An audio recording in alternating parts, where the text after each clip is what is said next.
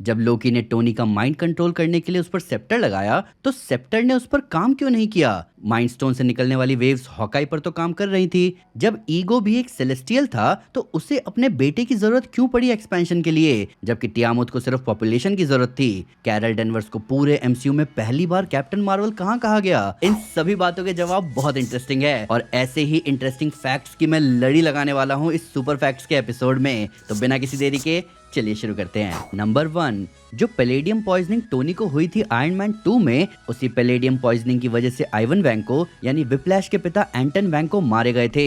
इसीलिए Monaco grand pre वाले attack के बाद आइवन टोनी की पैलेडियम पॉइजनिंग के बारे में जानता था, जहां वो ये कहता भी है कि इससे मरना दर्दनाक होगा। नंबर 2, पहली डॉक्टर स्ट्रेंज मूवी में डॉक्टर स्ट्रेंज, जिसको उस वक्त मिस्टिकल आर्टिफैक्ट्स के बारे में ज्यादा कुछ नहीं पता था, वो काइसिलियस से लड़ते हुए एक मिस्टिकल आर्टिफैक्ट उठा लेता है। अब काइसिलियस जानता था कि ये मिस्टिकल आर्टिफैक्ट क्या कर सकता है। ये आर्टिफैक्ट है ब्रेजियर ऑफ बॉम्ब गलायत, जिसका वार बहुत डेडली साबित होता। पर काइसिलियस को ये भी आइडिया था कि ये नया सॉर्सरर इस आर्टिफैक्ट को यूज करना नहीं जानता, और यही होता भी है। पर यही आर्टिफैक्ट हमें दिखता है दूसरी डॉक्टर स्ट्रेंज मूवी में, जहां जब souls of the damned Strange और क्रिस्टीन पर अटैक कर रहे होते हैं तो क्रिस्टीन उठाती है ब्रेजियर ऑफ बॉम्ब गलायत और उसके आगे लगाती है एक कैंडल और उड़ा देती है सोल्स ऑफ द डैम्ड को। नंबर 3, आयरन मैन 2 में जब सेनेट हियरिंग हो रही थी तब टोनी यूएस गवर्नमेंट को अपना सूट देने के लिए मना कर देता है, जिसके साथ साथ वो ये भी कहता है कि उन्हें उसे थैंक यू बोलना चाहिए क्योंकि वो ही उनका न्यूक्लियर डेटरेंट है। यानी अगर कभी यूएस पर न्यूक्लियर अटैक हुआ तो आयरन मैन ही यूएस को बचा सकता है। और ये बात प्रूव हुई पहली एवेंजर्स मूवी में, जहां जब खुद वर्ल्ड काउंसिल ने चितौरी इन्वेजन रोकने के लिए मैनहट्टन पर न्यूक्लियर मिसाइल छोड़ा तो वो आयरन मैन ही था जिसने ना सिर्फ न्यूक्लियर मिसाइल को मैनहट्टन पर नहीं गिरने दिया बल्कि उसे रीडायरेक्ट करके चितौरी कमांड सेंटर को बर्बाद कर दिया। नंबर 4, स्पाइडरमैन की सबसे इंपॉर्टेंट पावर्स की लिस्ट में एक ही पावर टॉप पर आती है और वो है उसके स्पाइडर सेंसेस। उसने सिविल वॉर में बकी के फेंके हुए बेंच को सेंस कर लिया था। वल्चर का एक्सोसूट जब पीछे से आता है तो वो भी पीटर सेंस कर लेता है। न्यूयॉर्क पर एबनीमॉ का अटैक सेंस करने वाला सीन फेमस है, यहाँ तक कि पीटर स्नैप में धूल बनने से पहले सेंस कर पाता है कि उसके साथ कुछ होने वाला है। फार फ्रॉम होम में पीटर सेंस कर लेता है वेनिस में कि कुछ गड़बड़ होने वाली है। पर सबसे बड़ा स्पाइडर सेंस शोडाउन था उसका मिस्टीरियो के ड्रोन अटैक्स को अपने स्पाइडर सेंस के थ्रू पकड़ना और उससे निपटना। हालांकि ये स्पाइडर सेंस दिखता कैसा है ये हमें देखने को मिला जब डॉक्टर स्ट्रेंज ने पीटर को एक झटके में एस्ट्रल प्लेन में भेजा, जहां हमें उसके सर पर कुछ जिगजैग लाइंस दिखती है जिसकी वजह से उसकी बॉडी अपने आप मूव कर रही थी। नंबर 5, ईगो उसी रेस को बिलोंग करता है जिसको आरिशम और तियामुत बिलोंग करते थे। बस फर्क ये था कि ईगो के पास कोई बॉडी नहीं थी, वो बस एक ब्रेन था जिसे कई करोड़ साल लगे अपने ब्रेन और कोर के आसपास प्लैनेट को फॉर्म करने में। पर ईगो का खुद को एक्सपैंड करने का तरीका वैसा ही था जैसा आरिशम और बाकी सेलेस्टियल्स का था, जो कि है एक सीड के थ्रू, जहां ईगो अपने सीड्स के थ्रू एक्सपेंशन प्लान करता है। पर क्योंकि वो एक पूरा सेलेस्टियल नहीं था तो इसीलिए उसे और पावर चाहिए थी एक्सपेंशन को स्टार्ट करने के लिए। वहीं आरिशम जैसे सेलेस्टियल्स का सीड अपने आप में बहुत पावरफुल होता है, जो इमरजेंस में जाता है जैसे ही प्लैनेट की पॉपुलेशन एक अच्छा खासा नंबर रीच करती है। यहाँ तक कि ईगो का अपनी पावर्स दिखाने का तरीका भी सेम है आरिशम से, बस उसका स्केल छोटा है। नंबर 6, कैप्टन मार्वल के कॉस्ट्यूम में दिखने वाला स्टार उसका रैंक था स्टार फोर्स में। अगर आप ध्यान से देखोगे तो उस पूरी टीम में हर मेंबर के पास अलग अलग स्टार है, जहां उनके लीडर यॉन रॉक के पास डबल स्टार था। पर जब कैरल यॉन रॉक को मूवी के एंड में ब्लास्ट करती है तो उसका एक स्टार जल जाता है, ये इम्प्लाई करते हुए कि वो लीडर रैंक होल्ड करने के लायक नहीं है। Number 7, शैंग-ची and the legend of the 10 rings की आधी मूवी तक शैंग-ची ने अपने कपड़े चेंज नहीं किए थे। जो जैकेट उसने बस फाइट के दौरान पहनी थी वही सेम जैकेट पहनकर वो चाइना गया और उसी जैकेट में वो पहुंचा टालो। मेनली ये एक रिवर्सिबल जैकेट है जो एक साइड रेड ग्रे है और दूसरी साइड ब्राउन ब्लू। शैंग-ची इस जैकेट का साथ तभी छोड़ता है जब वो टालो में अपने कपड़े बदलता है।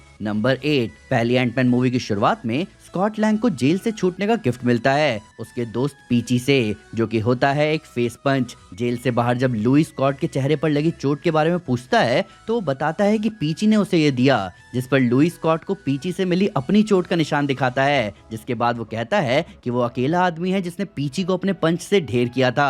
अब ये ऐसा लग रहा होगा कि लुई बस अपनी बड़ाई कर रहा है, पर अगर आप ध्यान दोगे तो जितने भी लोगों को लुई ने पहली एंटमैन मूवी में पंच मारा था वो सब ढेर हो गए थे।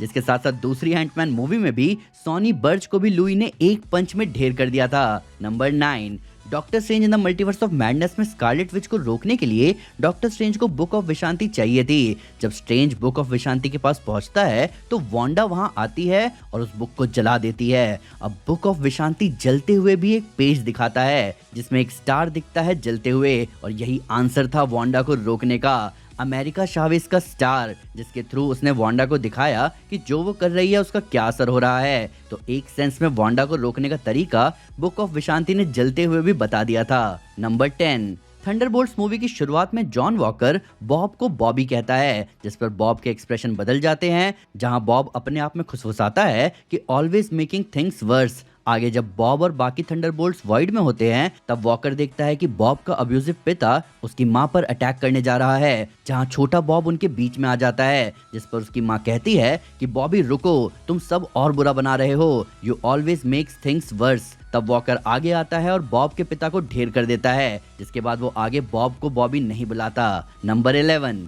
कभी आपने सोचा है कि किसी भी गार्डियंस मूवी में गार्डियंस को कभी अर्थ को बचाते हुए क्यों नहीं दिखाया गया? क्योंकि वो जिस गैलेक्सी के गार्डियंस हैं वो है एंड्रोमेडा गैलेक्सी, जबकि अर्थ मिल्की वे गैलेक्सी में है। ये बात जेम्स गन ने कंफर्म करी थी, जहां उन्होंने पहली गार्डियंस मूवी के शूट के दौरान बताया था कि इसी गैलेक्सी में उस मूवी के इवेंट हो रहे हैं। यहाँ तक कि क्री और स्क्रल्स का होम वर्ल्ड भी एंड्रोमेडा गैलेक्सी में ही है। नंबर 12, मार्वल सिनेमैटिक यूनिवर्स के फेज 3 में स्टैन ली का कैमियो एवेंजर्स एंड गेम तक था, जहां आपको जानकर हैरानी होगी कि उनके ऑलमोस्ट सारे कैमियोज 2017 में ही शूट कर लिए गए थे, और इन सभी कैमियोज को शूट किया था जेम्स गन ने, जिसकी वजह से स्टैन ली के मरने के बाद भी उनका फाइनल कैमियो हमें एवेंजर्स एंड गेम में देखने को मिला। नंबर 13, पहली एवेंजर्स मूवी में जब टोनी शील्ड हेलिकैरियर पर आता है तो वो एक शील्ड एजेंट को गैलेगा खेलते हुए पकड़ लेता है। तब से इस शील्ड एजेंट को जाना जाता है गैलेगा गाय के नाम से। एवेंजर्स इन्फिनिटी वॉर और एंड गेम के डायरेक्टर जो रूसो से जब 2018 में अप्रॉक्स इंटरव्यू में पूछा गया कि गैलेगा गाय का क्या हुआ, तो उन्होंने बताया कि वो गैलेगा गेम खेलते हुए स्नैप का शिकार हो गया। वो अपने पुराने रिकॉर्ड को तोड़ने से बस थोड़ा ही दूर था। बाद में गैलेगा गाय ब्लिप से वापस आ भी गया।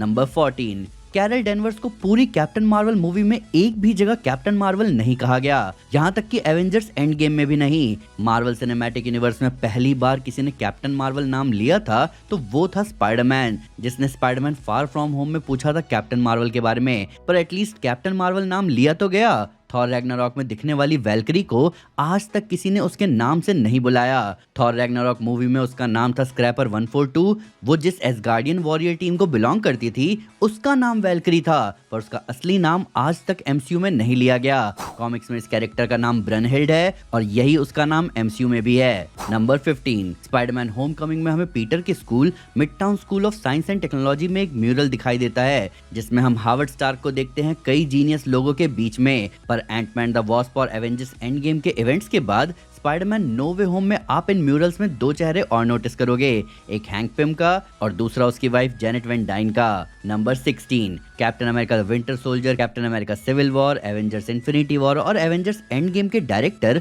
रूसो ब्रदर्स एक फेमस टीवी सीरीज कम्युनिटी के कई सारे एपिसोड्स डायरेक्ट कर चुके हैं। इतना ही नहीं, कम्युनिटी सीरीज की मेन कास्ट के कई सारे कैरेक्टर्स हमें मार्वल सिनेमैटिक यूनिवर्स की मूवीज में दिख चुके हैं। डैनी प्यूडी जो आबिद का रोल प्ले करते हैं सीरीज में, वो कैप्टन अमेरिका विंटर सोल्जर में एक शील्ड एजेंट था। जिम रैश जो डीन का रोल प्ले करते हैं सीरीज में, वो सिविल वॉर में MIT के डीन का रोल प्ले करते हैं, जो कि आगे इसी रोल को कंटिन्यू करते हैं आयरन हार्ट में। केन जोंग जो सीरीज में चैंग का रोल प्ले करते हैं, वो एवेंजर्स एंड गेम में वेयरहाउस सिक्योरिटी गार्ड के रोल में दिखे, जहां स्कॉट क्वांटम रियल्म से बाहर आता है। येवेट निकोल ब्राउन जो शर्ली का रोल प्ले करती है सीरीज में, वो एंड गेम में स्टीव और टोनी को एलिवेटर में देखती है और उन पर शक करती है। ब्री लार्सन सीरीज में आबेड की गर्लफ्रेंड होती है, वो MCU में कैप्टन मार्वल है। और डोनाल्ड ग्लोवर जो सीरीज में ट्रॉय का रोल प्ले करते हैं, वो स्पाइडरमैन होमकमिंग में एरन डेविस के रोल में हमें दिख चुके हैं। प्लस कॉमिक्स में माइल्स मोरालेस का स्पाइडरमैन कॉस्ट्यूम में पहला लुक डोनाल्ड ग्लोवर के ही कम्युनिटी में स्पाइडरमैन कॉस्ट्यूम के लुक से इंस्पायर्ड है। नंबर 17, एवेंजर्स एंड गेम की शुरुआत में जो मार्वल स्टूडियोज लोगो आता है, उसमें हम सब ने देखा है कि उन हीरोज का हिस्सा डिजिटली हटा दिया गया था जो इन्फिनिटी वॉर में स्नैप का शिकार हुए थे। इसके भी ऊपर इस इंट्रो में सिर्फ आधा ऑर्केस्ट्रा ही प्ले हो रहा है। नंबर 18, म्यूजिक की बात हो ही रही है तो captain America the Winter soldier में जो विंटर सोल्जर का थीम म्यूजिक है उसे पूरी तरह कंपोज किया गया है बकी की चीखों को यूज करके, जिसे कंपोज किया है हेनरी जैकमैन ने। नंबर 19, एक बहुत कॉमन मिसकंसेप्शन है कि जब लोकी पहली एवेंजर्स मूवी में टोनी को अपने सेप्टर के थ्रू माइंड कंट्रोल करने की कोशिश करता है तो कई लोगों को लगता है कि क्योंकि सेप्टर टोनी के मेटल आर्क रिएक्टर से टकरा रहा था इसीलिए माइंड कंट्रोल काम नहीं किया, जबकि ऐसा नहीं है। अगर आप ध्यान से देखोगे तो लोकी का सेप्टर जब हॉकाई पर अपना असर दिखा रहा था तो सेप्टर का शार्प हिस्सा कोई काम नहीं करता, बल्कि माइंड स्टोन से निकलने वाली वेव्स हॉकाई पर असर डालती है। अब ये वेव्स टोनी पर भी असर डाल सकती थी, पर ऐसा ना होने का रीजन थोड़ा डीप है। आपको याद होगा कि एवेंजर्स मूवी के इवेंट से पहले टोनी ने अपने आर्क रिएक्टर के पैलेडियम को रिप्लेस कर दिया था एक नए एलिमेंट से। अब ये एलिमेंट वही सेम एलिमेंट है जिससे स्पेस स्टोन को होल्ड करने वाला आर्टिफैक्ट टेसरेक्ट बना है।